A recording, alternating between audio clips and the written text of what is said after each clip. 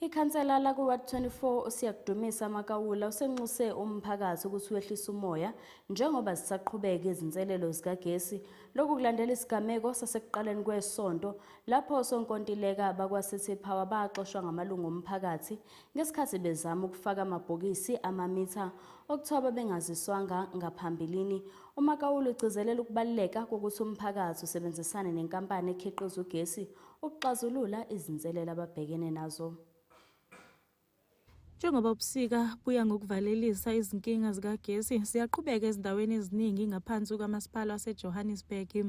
iFreedom Park ingezinye lezi ndawo ezithola ichithe isikhathi esiningi ebumnyameni kulandela ingqalasizinda kagesi elimala njalo. We had ama-meetings countless ne-City Power in terms of beze udini bazonormalize ugesi. We don't have a problem with that, but into esiyifunayo ukuthi yonke into yenzeke according. Saba ne-engagement ukuthi mabeze udini bezonormalize ugesi because of kule winter le we know ukuthi asuthenga ugesi ngabantu especially udini. So kule winter le we had ama-outages amaningi, especially ama-transformer amaningi afayo. We had more than 8 if I'm not mistaken, ama-transformer field.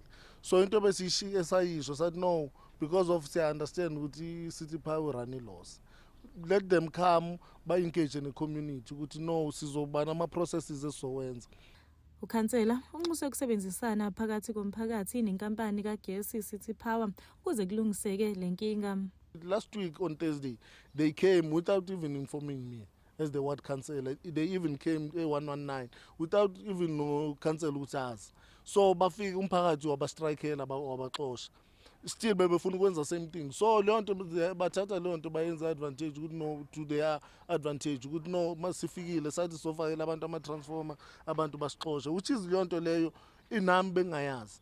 And umphakathi kumele yonke into uqala uyi-understand, the public wonke umuntu understand ukuthi okay ngelanga lisoku kuzokwenza kanje nakanje sivumelene as the community wonke umuntu, because of kuzoba buhlungu ukuthi kufika iCity Power sefuna ungena kwakho ifuna uyofaka ibox kumele ubhada abakhulumanga next nawe. Kusukela kwaqala ubusika iCity Power ibihambela izindawo ezihlupha ngezinyokanyoka ukuyonqamula ugesi kanti kwezinye kulungiswe ingqalasizinda.